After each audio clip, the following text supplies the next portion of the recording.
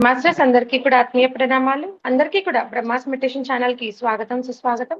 ముందుగా మనందరి జగద్గురువు అయిన బ్రహ్మర్షి సుభాష్ పత్రి సారికి కూడా పాదాభివందనాలు చేసుకుంటూ చక్కగా వారిని కూడా ఈరోజు ఈ యొక్క జూమ్ సెషన్‌లోకి ఇన్వైట్ చేసుకుందాం మాస్టర్స్. Thank you. ఎంతో చక్కగా మనము ఒక్కొక్క మాస్టర్ ద్వారా అద్భుతమైన జ్ఞానాన్ని తెలుసుకుంటూ మన ఆత్మ ప్రయాణం, ఆత్మ పురోగతి చేస్తూ ఉన్నాం మాస్టర్స్. రోజుకొక సరికొత్త టాపిక్, తెలిసిన టాపిక్ కూడా చివరాఖరిలో సజ్జన సాంగత్యంగా జ్ఞానాన్ని పొందుతూ ఉన్నాం. ఈరోజు మనకి అద్భుతమైన జ్ఞానాన్ని అందించడానికి మాధవ్ మేడం గారు హైదరాబాద్ నుంచి మనకు జూమ్ సెషన్‌కి విచ్చేసి ఉన్నారు మాస్టర్స్. మేడం తీసుకున్న ఒక టాపిక్ ఆత్మ జ్ఞానం. మనం ఆత్మస్వరూపులం అని తెలుసుకున్నప్పుడు ఆత్మకేం కావాలి? ఎలాంటి జ్ఞానం కావాలి? ఏది శాశ్వతమైంది? ఆత్మకి అనుభవం ద్వారా పొందిన జ్ఞానం మాత్రమే కదా మాస్టర్స్. సో, ఆ చక్కటి ఆత్మ జ్ఞానం అనే టాపిక్ ద్వారా మేడం ద్వారా జ్ఞానాన్ని పొందుదాం. మేడం ముందుగా మీకు బ్రహ్మాస్ మెడిటేషన్ ఛానెల్ తరపున స్వాగతం, సుస్వాగతం madam. Thank you madam. Over to you. Thank you ma'am. Okay. మొదటిగా మన గురువు గారైన బ్రహ్మర్షి పితామహ పత్రి సార్కి, స్వర్ణమాల మేడంకి ప్రతిరోజు ధ్యాన సాధన చేయిస్తూ ఆత్మ జ్ఞానంలో ఎంతో పురోగతిని నా జీవితంలో చూసిన దాన్ని. సో బ్రహ్మర్షి తటవత్రి వీరరాఘవరావు సార్ గారికి, బ్రహ్మ విద్వరిష్ట రాజలక్ష్మి అమ్మ గారికి, ఇక్కడికి విచ్చేసిన ఆత్మ బంధువులందరికీ, బ్రహ్మాస్ మెడిటేషన్ ఛానల్ అందరికీ సో ప్రత్యేక ధన్యవాదాలు మాస్టర్స్. నా పేరు డాక్టర్ కె మాధవి. నేను ఇంజనీరింగ్ కాలేజీలో అసిస్టెంట్ ప్రొఫెసర్ గా వర్క్ చేస్తానన్నమాట. పత్రి సార్ ఎప్పుడు చెప్తూ ఉంటారు, ప్రాపంచిక విద్య ఉండాలి, మనిషి లైఫ్ బ్యాలెన్స్ కావాలంటే ప్రాపంచిక విద్య ఉండాలి, ఆధ్యాత్మిక విద్య ఉండాలి అని. సో ప్రాపంచిక విద్య ఏం చేస్తుందంటే మనల్ని ఒకరి కింద చేయి జాపకుండా అండి. అంటే ఫర్ ఎగ్జాంపుల్ ఎలా అంటే, ఇప్పుడు చూడండి మనం జాబ్ చేస్తుంటే మన కాళ్ళ మనం నిలబడుకోవచ్చు అన్నమాట. ఆధ్యాత్మిక విద్య అనేది ఏం చేస్తుందంటే, సో మనల్ని ఆ ముక్తి మార్గం వైపు, అంటే ఆత్మలమైన మనము ఎందుకొచ్చాము ఏమి అనేది ఈ ఆధ్యాత్మిక విద్య మనల్ని ఎంతో పురోగమనానికి దారితీస్తుంది. ఇప్పుడు నా పరిచయానికొస్తే, నేను అంటే యాక్చువల్‌గా మాది ప్రాపర్ తిరుపతి. నాకు మెడిటేషన్ అనేది ప్రొద్దుటూరులో అనసూయ మేడం ద్వారా తెలిసింది. మళ్ళీ జయా మేడము. సో చాలా మంది అంటే సార్ ఎప్పుడు చెప్తూ ఉంటారు, మనకి ఎప్పుడైతే తీవ్ర తపన ఉంటుందో భగవంతునికి ఎప్పుడైతే మనం నచ్చుతామో ఆ భగవంతుడు ఒక గురువు ద్వారా మనకు ఆ మెడిటేషన్ అనేది, ధ్యానం అనేది తెలియజేస్తారు అని. అలాగా నా జీవితంలో కూడా ధ్యానం అనేది పరిచయం అయింది మాస్టర్స్.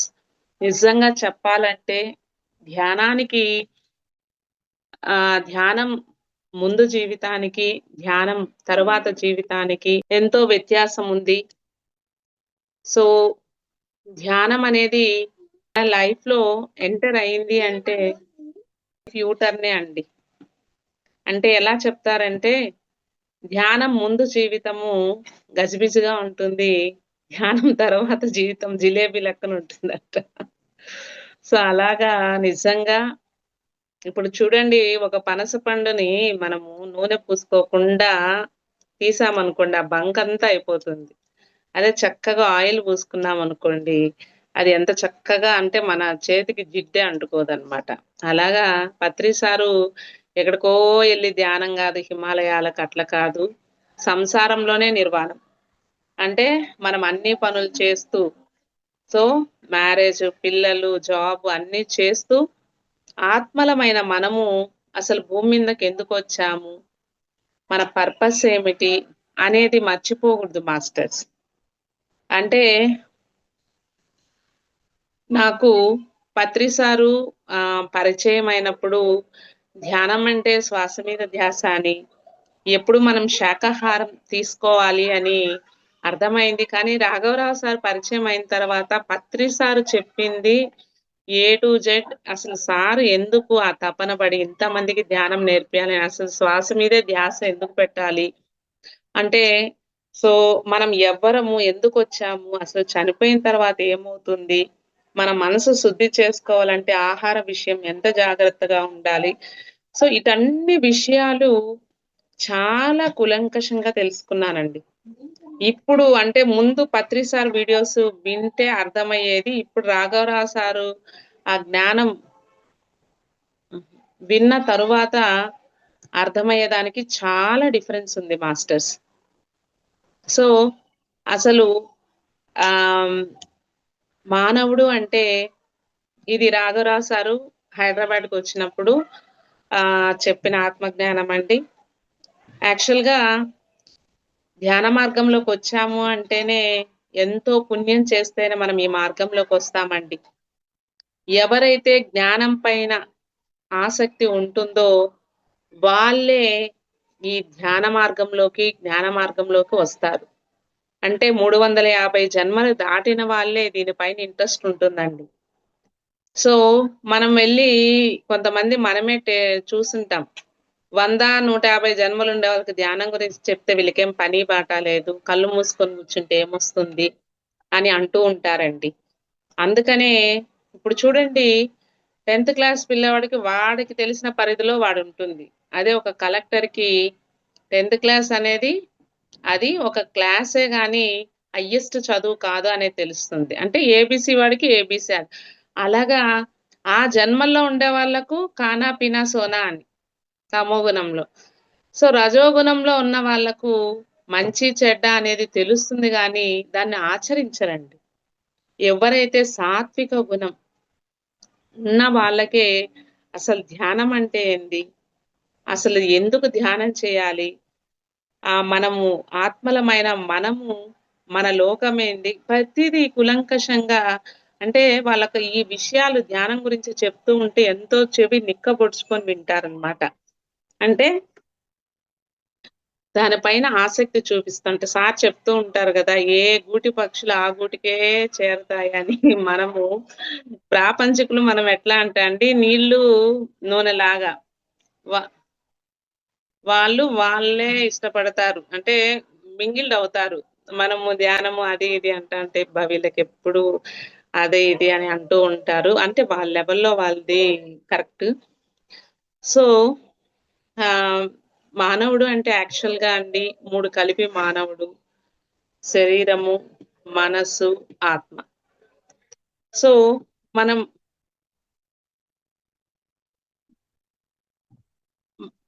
మామూలుగా ఏం చేస్తామంటే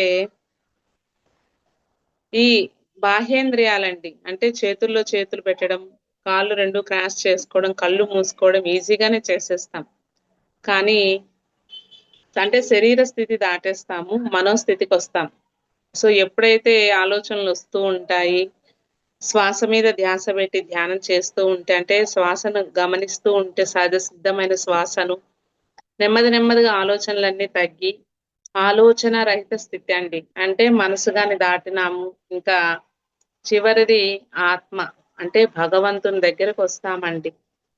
సో సార్ ఎప్పుడు చెప్తూ ఉంటారు. ఒక అయస్కాంతము, ఇనుప ముక్క రాఘవరావు సారు. 2 కలిపి ఒక 2, 3 రోజులు పెట్టేసేయండి. ఆ అయస్కాంతం యొక్క లక్షణాలన్నీ ఆ ఇనుప ముక్కకు ఎలా అయితే వస్తాయో, అలాగా మీరు ఎప్పుడైతే ఆత్మతో ఉంటారో సో అంటే మనం ఒక 10 నిమిషాలు కళ్ళు మూసేసి నేను ధ్యానం చేసినానని ధ్యానం మనము అంటే ఇప్పుడు ఫర్ ఎగ్జాంపుల్ బైక్ రోడ్డు మీద పెట్టుంటామండి. దుమ్ము ఎవరు తెచ్చి పోయరు. ఆటోమేటిక్‌గా పక్కన వాళ్ళ దుమ్ము మన బైక్ మీద పడుతుంది. అలాగా మనం ప్రాపంచికంగా ఉన్నాం గాబట్టి ఆలోచనలొస్తూ ఉంటాయి. సో ఇప్పుడు బిందె మీద మూత పెట్టేసి మనం ఎన్ని నీళ్లు పోసినా ఫుల్‌ఫిల్ కాదు. అలాగా మనం ఆలోచనలతో ఉన్నప్పుడు మనం స్పిరిచ్యువల్ మెడిటేషన్ అనే మ్యాగజైన్ గాని అదే వీడియో గాని చూస్తూ ఉంటామండి.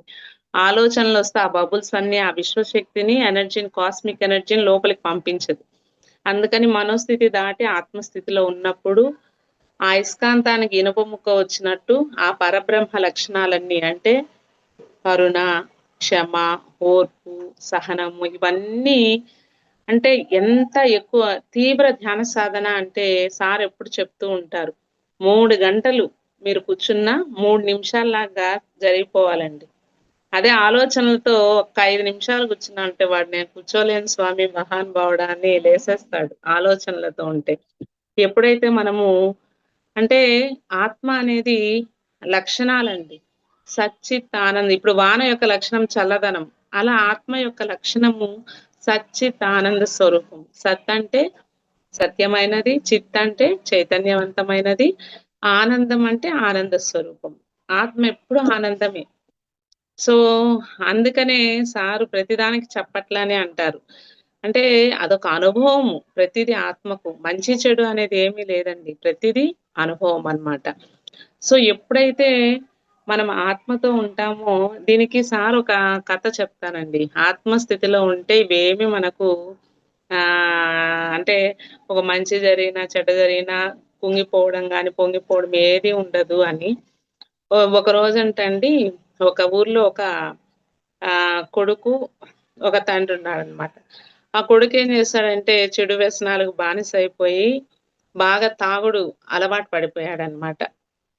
సో, ఈ తండ్రి బాధపడుతూ ఇలా చెడిపోయాడు అని, "నాయనా నువ్వు ఏదన్నా చెయ్యి, నేను మాత్రము నువ్వు మాత్రం తాగుడు మానేయాలి" అని. సరే అంటే ఆఖరికి ఎలా ఉందంటే, "నేను చనిపోనైనా చనిపోతాను గానీ" అంటే ఆ కమిట్మెంట్ ఇంగ నువ్వు తాగతావా? నేను చనిపోయేనా అని. సో, అప్పుడు సరే నాన్న 2 నెలలు నేను తాగుతాను. సో, ఆ 2 నెలలు నువ్వు గాని తాగు. మళ్ళీ 2 నెలలయిన తర్వాత నేను అంటే ఆపేస్తాను అని. సరే అని ఈ తండ్రి ఏం జెప్పాడంటే, సరే 2 నెలలు నువ్వు ఆపేస్తా అన్నావు గదా! నేను ఏ పనైనా జేస్తాను అని ఆ కొడుకుతో పాటు కలిసి తండ్రి గాని తాగుడు అలవాటు పడ్డాడనమాట. 2 నెలలయిన తర్వాత తండ్రి కొడుకొచ్చి తండ్రి కాడికి, "నాన్న 2 నెలలయిన తర్వాత నేను తాగుడు మానేయమన్నావు గదా! ఇదో మానేస్తున్నాను" అని చెప్పాడనమాట. తండ్రి ఏమని జెప్పాడంటే, "నువ్వు మానేస్తే మానేసావు గాక నేనుగా మానను" అన్నాడంట. అంటే చూడండి. అంటే ఆనందము అంటే ఆత్మానందము అంత గొప్పది. అలాగా మనం సాక్షాత్తు భగవంతుడిని పట్టుకున్నప్పుడు ఇంకా మిగతా అన్నీ దిగదుడిపే అని చెప్తారనమాట సారు. కాబట్టి అంటే ఈ ధ్యాన మార్గంలోకి రావాలంటే ఆషామాషి అయిన విషయం కాదండి. అంటే చేతులు, కాళ్ళు ఈజీగా మూసేస్తాం గానీ, మనస్సు అనేది ఆలోచనల పుట్ట. ఏవేవో జరిగిపోయినేటివి, జరగబోయేటివి, అది ఇదే అని ఆలోచిస్తూనే ఉంటుంది. సో, ఎప్పుడైతే మనము ఆ ధ్యాన సాధన చేస్తామో, మనసు నెమ్మది నెమ్మదిగా శుద్ధి అవుతూ ఉంటుందండి. ఎప్పుడైతే మనసు శుద్ధి అవుతుందో, మనం ఆత్మకు దగ్గరవుతూ ఉంటాము అని. ఇప్పుడు చూడండి గలీజు దగ్గర ఈగలు వాలినట్టు ఈ మనస్సు యొక్క ప్రభావం ఎప్పుడు బయట బయట ఉంటుందండి. అంటే బయటవి బయటవి ఆసక్తిగా. ఆత్మ ఎప్పుడు లోపల లోపల లోపల అని. సో, ఫస్టు అసలు ఆత్మ అంటే మనం ఇన్ని సార్లు ఆత్మ, ఆత్మ అనుకుంటున్నాం గదా!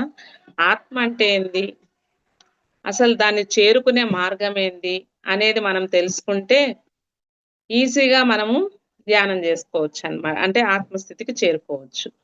అంటే ధ్యానం అంటే ఏంది? భగవంతునితో ఉండడం. అంటే భగవంతునితో ఉండడం ధ్యానం అంటే భగవంతునితో ఉండడం అనేది ఎలా అవుతుంది అంటే, సో, ఆయనతో ఉండాలి అంటే ఏం చేయాలి? ఇప్పుడు ఏదైనా ఒక అగ్గిపెట్టె ఉందంటే దాని మార్గం ఉంటుంది గదా! అలా మనము భగవంతునితో ఉండాలి అంటే ఏం చేయాలి? అంటే యాక్చువల్‌గా చూడండి వాళ్ళో వీళ్ళో చెప్పితే మనం వినం కానీ సాక్షాత్తు శ్రీకృష్ణ పరమాత్మే చెప్పాడు భగవద్గీతలో. అహమాత్మ గుడాకేశ సర్వభూతాశయ స్థితః అహం ఆదిత్య మధ్యం చ అంత్యమేవ చ అని. అంటే ఓ అర్జున నేను ఆత్మను. సర్వభూతాల్లో నేనున్నాను. అంటే సర్వభూతాలు అంటే ప్రతి కోడిలోన, మేకలోన అన్నిట్లో నేనున్నాను. మరి చూడండి ఎవరికైనా సరే చింతపండుని జూసినా, మామిడి పండుని జూసినా, నిమ్మకాయ జూసినా నోరూరుతుంది. కానీ కొంతమందికి జూడండి ఆడ మేక బోయినా, కోడి బోయినా నోరూరుతా ఉంటుందనమాట. సార్ చెప్తూ ఉంటారు, రాక్షసుల ఆహారం మాంసాహారం, మానవుల ఆహారం శాకాహారం. ఎవరైతే దైవ స్థితి అంటే వాళ్ళకు శ్వాసాహారం అంటే మెడిటేషనే వాళ్ళకి ఎనర్జీ అని. అందుకనే గదండీ యోగులు వీళ్ళంతా హిమాలయాల్లో సంవత్సరాలు ఉంటారంటే వాళ్ళకి ఏ ఫుడ్డు తీసుకొనెళ్తూ ఉన్నారు. వాళ్ళకు ధ్యానమే ఆహారము అని. మరి ఆయన ఇప్పుడు మనము ఆ కోడిని, మేకని హింసిస్తే సర్వభూతాల్లో నేనుండాను అన్నప్పుడు మరి వాటిని హింసిస్తే ఆయన్ని హింసించినట్టు కాదా? మరి ఆయన్ని హింసిస్తే మనకు కష్టాలు రావా? చూడండి మన నోటితోనే అనుకుంటూ ఉంటాం. ఎన్ని జన్మల పాపం చేశాను నాకీ కర్మ వచ్చింది అని. అంటే మనం చేసుకున్నది సార్ ఎప్పుడు చెప్తూ ఉంటారు పత్రి సారు. పాపమే మన రోగము. ఏ పాపము చేయకపోతే ఏ రోగము రాదు అని. చిన్న చిన్న పాపాలే చిన్న చిన్న రోగాలు, పెద్ద పెద్ద పాపాలే పెద్ద పెద్ద రోగాలు. పాపమే చేయకపోతే రోగమే రాదు అని. అంటే తెలుసో తెలియకో మనం చేసింది ఖచ్చితంగా అనుభవించే తీరాలి. ఇప్పుడు ఉదాహరణకు చూస్తే రాముడు భక్తుడే. మరి చూడండి ఆ రామచిలుకను బంధించిన నేరానికి ఆయన ఫైనల్‌గా బందీ పాలైనాడన్నమాట. అలాగా మరి అంతటి వాళ్ళే ఆ కర్మను అనుభవించినప్పుడు మనము చూడండి మనకు ఎగ్జంప్షన్ ఉంటుందా? ఉండదన్నమాట. కంపల్సరీ చేసుకునింది అది మంచైనా సరే, చెడ్డైనా సరే అనుభవించి తీరాలి. అది మాత్రం ఎవ్వరికీ ఎగ్జంప్షన్ లేదు. శ్రీకృష్ణ పరమాత్మ ఏం చెప్పాడు? సర్వభూతాశయ స్థితః అంటే సర్వభూతాల్లో నేనున్నాను అని చెప్తున్నాడు.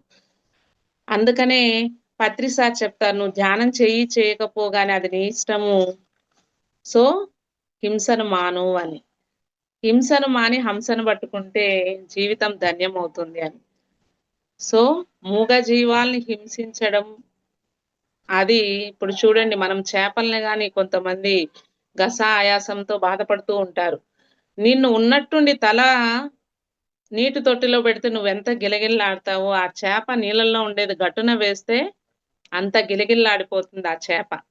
ఆ కర్మే మనకు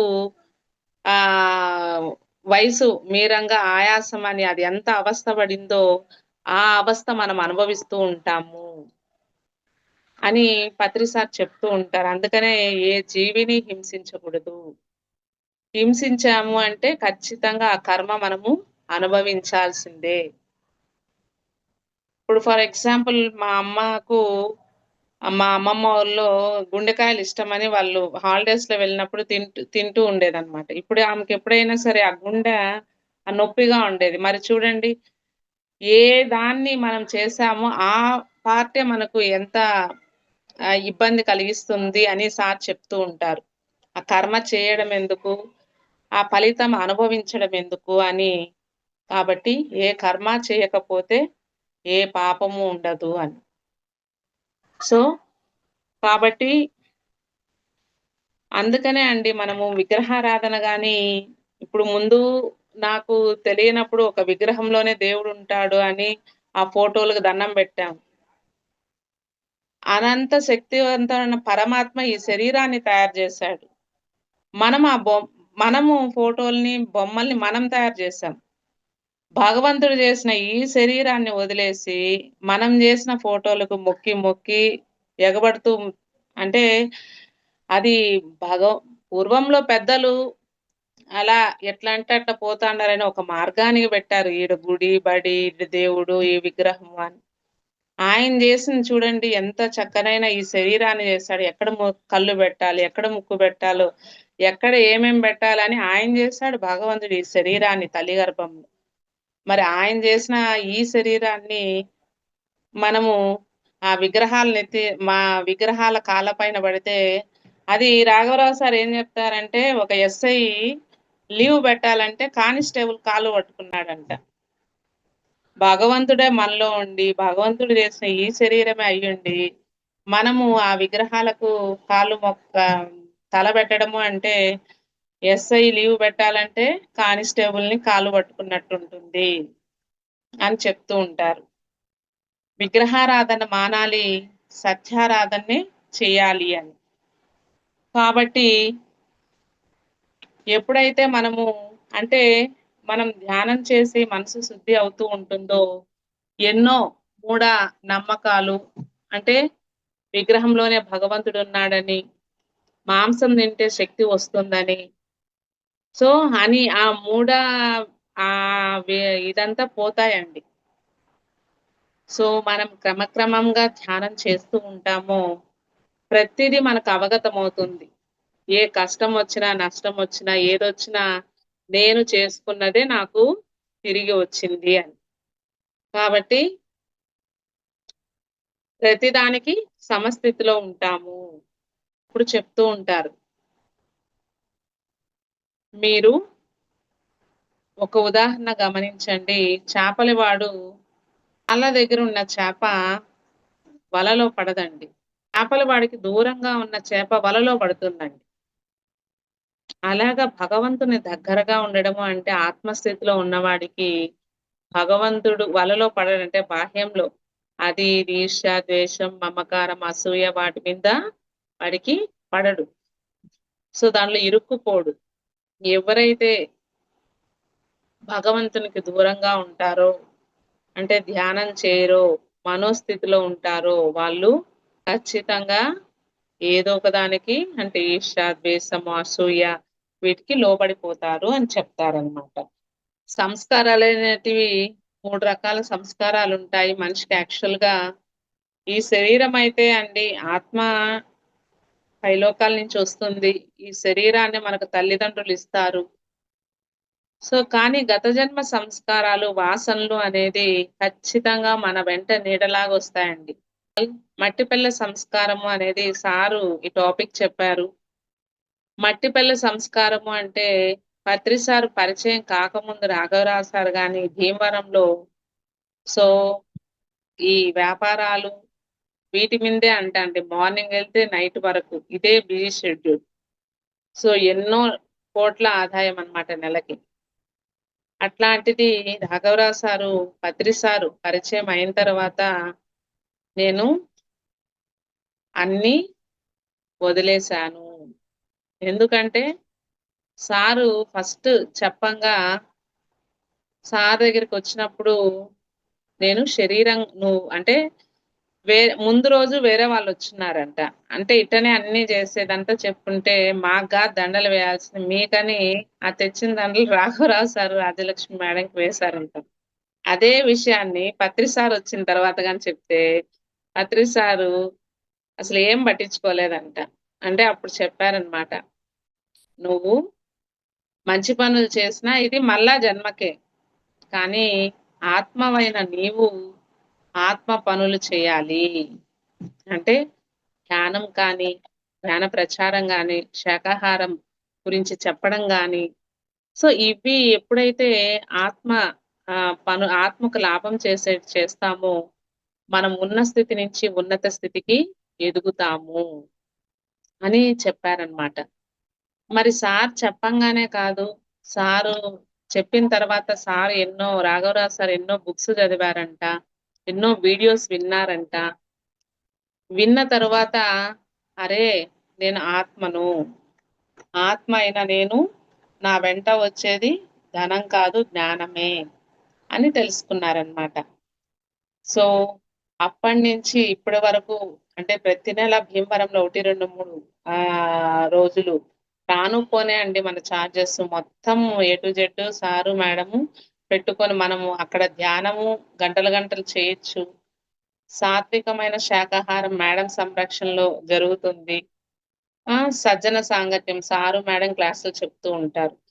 అంటే సార్ ఎప్పుడు చెప్తూ ఉంటారు. ధ్యానం అంటే మన ప్రవర్తనలోని మార్పే అని. అంటే మనం వేరే వాళ్ళగా అయిపోమండి. పాలు పాలుగానే ఉంటాయి. దానిలో చక్కెర ఏస్తే మాధుర్యం పెరుగుతుంది. అలా మనం ధ్యానం చేస్తున్నాము అంటే మన ప్రవర్తనలో మార్పు వచ్చిందా లేదా అనేది మీరు చెక్ చేసుకోవాలి అని చెప్తూ ఉంటారు. కాబట్టి ఈ మట్టిపల్లె సంస్కారం ఎలా అంటే మట్టిపల్లె వేస్తానే కరిగిపోతుందండి. అలాగా ఈ గత జన్మలు అంటే అర్జునుడు భగవద్గీతలో అంటాడు గదా! నేను ధ్యానం చేస్తూ, చేస్తూ చనిపోతే ఏం జేయాలి? వేస్ట్ గదా! అని. కానీ అప్పుడు చెప్తాడు గదా! నువ్వు వేస్ట్ అనేది ఎక్కడా ఉండదు. నువ్వు అలా చేస్తూ, చేస్తూ చనిపోయినా మళ్ళా నీకు జన్మంటూ ఉన్నప్పుడు నీకు ఆధ్యాత్మికంగా ఎదుగుదలకు అనుకూలమైన జన్మే కుటుంబంలోనే నువ్వు జన్మిస్తావు. నీకు ఎటువంటి ఇబ్బంది లేని కుటుంబంలోనే నువ్వు జన్మం తీసుకుంటావు. నీ సాధనను నువ్వు కంటిన్యూ చేస్తావు అని.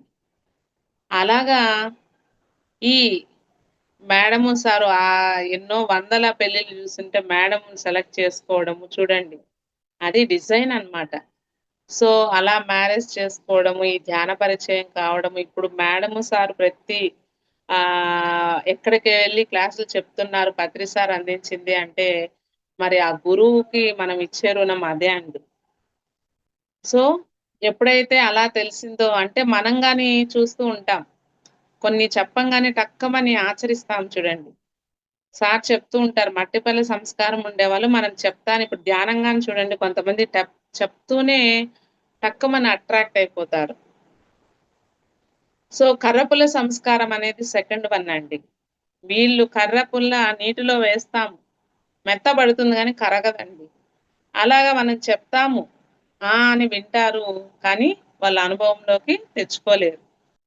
సో, మూడవది బండరాయి సంస్కారం అండి. వీళ్ళేమని చేస్తారంటే, ఏవి జేసినా, ఏవి చెప్పినా, అసలు జన్మొచ్చిందే ఖానా పీనా సోనా, లోకాలుండేది ఎవరు జూస్తున్నారు ఏమి అని, ఇలా చెప్తూ ఉంటారండి. నిజంగా అంటే వాళ్ళ స్థాయిలో వాళ్ళది కరెక్టు. అంతవరకే గాని మనం వాళ్ళతో సార్ చెప్తూ ఉంటారు బుద్ధుడు.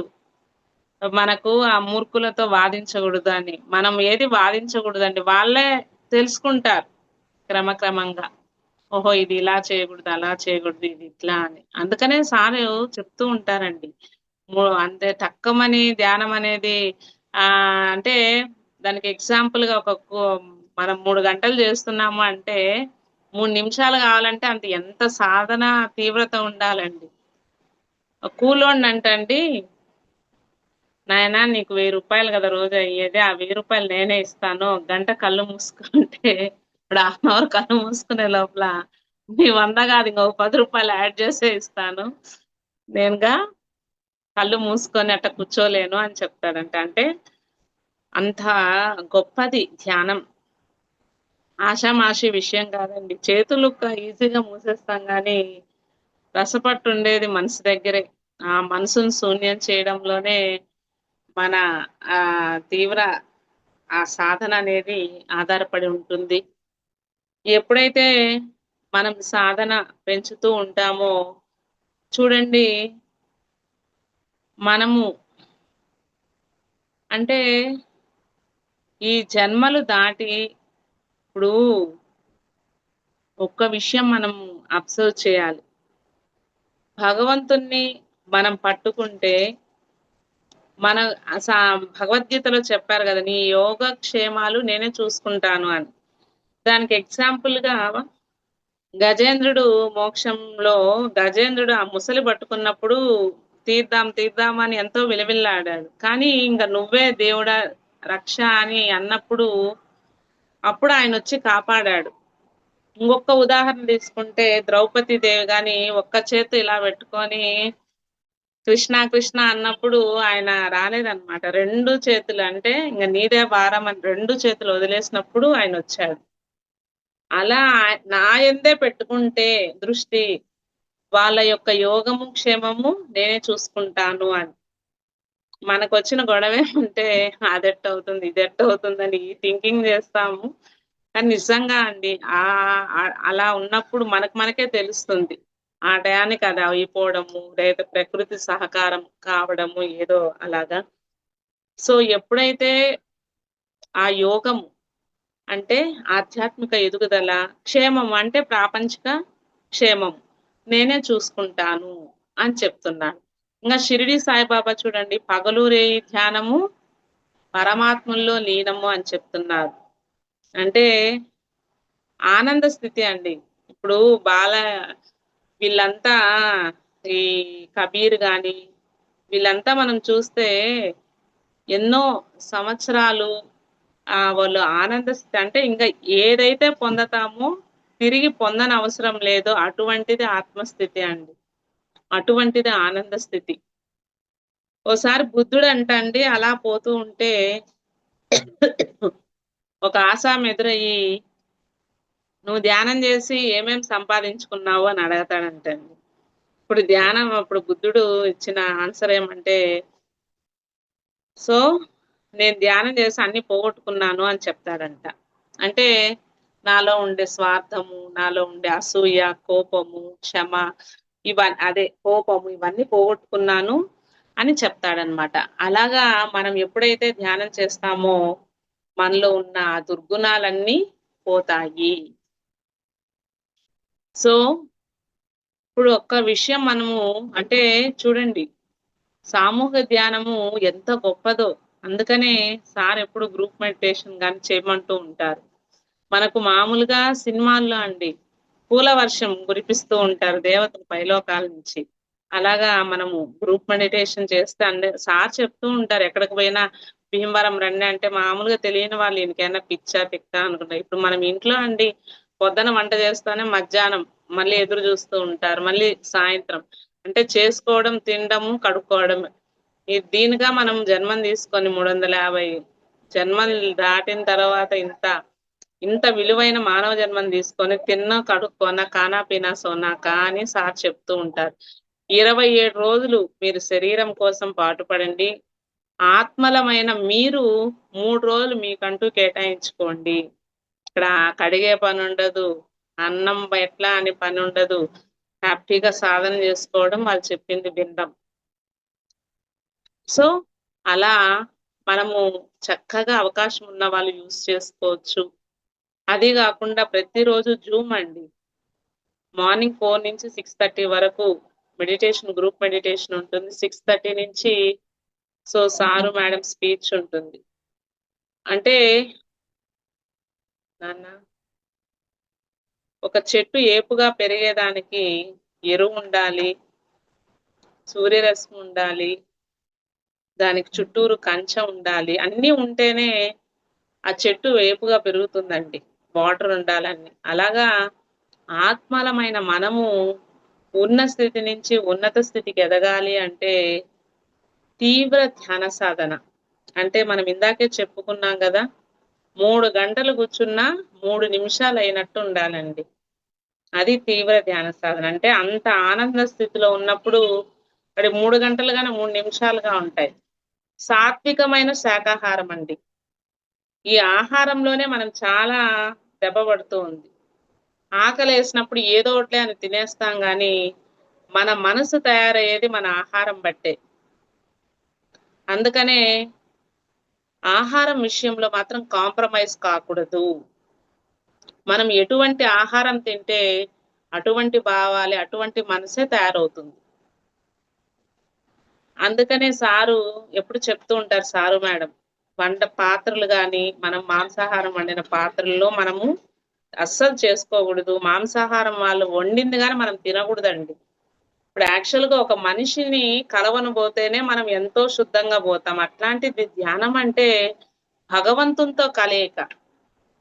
మనం ఎటువంటి ఆహారం అంటే ఆహారం తిని, ఎటువంటి పాత్రలో వండింది తింటే ధ్యానం అనేది సరిగ్గా కుదరదు. మరి ఆత్మలమైన మనం వచ్చింది సాధన కోసం. అంటే ఇక్కడ ఏం చెప్తారంటే ఒక నదిలో పుల్లలన్నీ ఓ దగ్గర ఉంటాయండి. వాగొస్తానే అది ఎలా అయితే ఒక్కొక్క ప్లేస్‌కి వెళ్ళిపోతుందో అలాగా ఏ లోకాల నుంచి వచ్చామో మనమంతా ఒక కుటుంబంలో ఇక్కడున్నాము. మన పని అయిపోతానే మనం వెళ్ళిపోతాం. అంటే నింద లేనిదే బొంద లేదని ఊరకనే వెళ్ళిపోయినాం అంటాం కాబట్టి ఏదో ఒకటి ఒక యాక్సిడెంటో, ఒక గుండె నొప్పో అంటే చూడండి మన మనం ఎంచుకున్న శ్వాసలు అయిపోతే అది వయసుతో సంబంధం లేదు. ఏదో ఒక రకంగా అంటే చనిపోవడం అనేది గాని బాధ లేదు అని సార్ చెప్తా అంటారండి. ఇప్పుడు చూడండి నేను ఇక్కడ ఉన్నాను.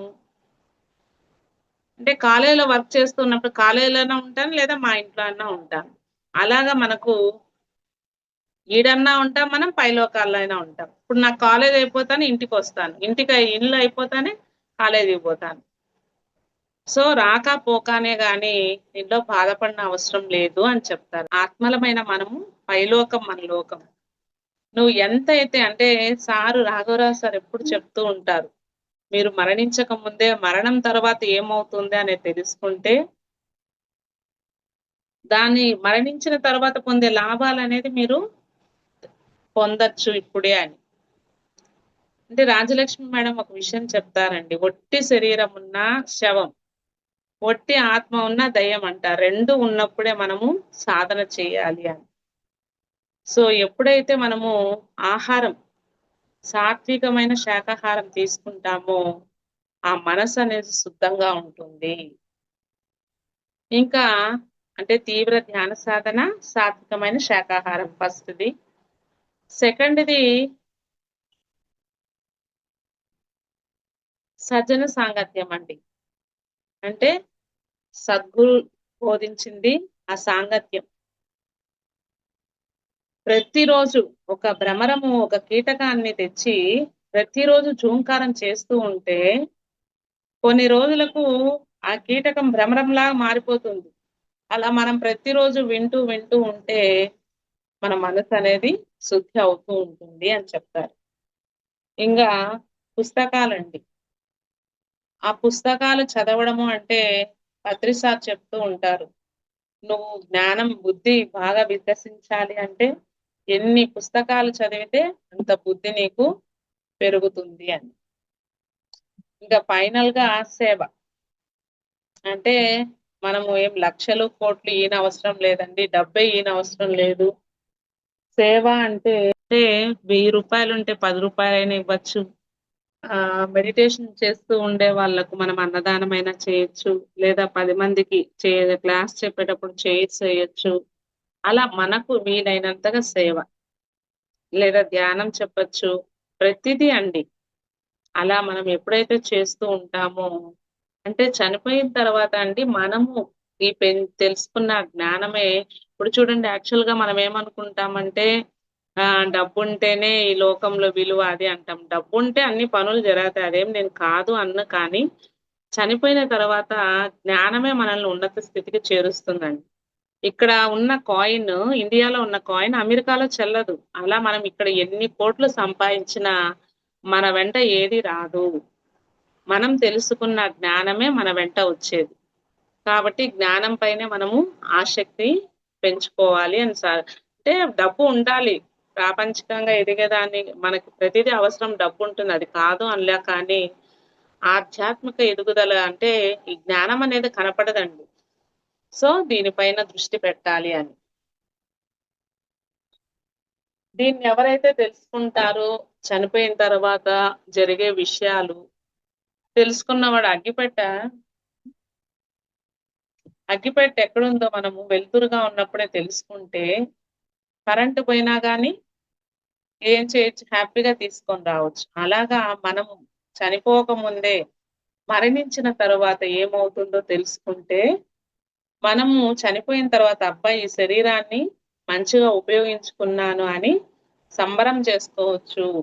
అదే తెలియని మనిషి ఏం చేస్తాడంటే, అంటే బ్రతికున్నప్పుడంతా ఇది నాది, నీది అని భ్రమపడుంటాడు కాబట్టి చనిపోయిన తర్వాత అరే! నా భార్య, పిల్లలు వీళ్ళంతా ఏడుస్తున్నారు అని అనుకుంటాడు. అప్పుడు వాళ్ళ సహాయకులు చెప్తారు. ఏం జరుగుతుందో చూడు అని. ఇంక మనకు తెలిసిందే. వాళ్ళు ఆ శవాన్ని తీసుకొనెళ్ళి ఆ గుంతలో వేసి, ఇంగ 2, 3 రోజులు అయిపోయినాక ఇంక మామూలు పరిస్థితికొచ్చేస్తారు. ఎవరైనా ఎన్ని రోజులు ఏడుస్తారండి? సో, అలా అప్పుడు ఈ జ్ఞాని ఏం చేస్తాడంటే, అరే! నేను ఎంచుకున్న వర్క్ అయిపోయింది.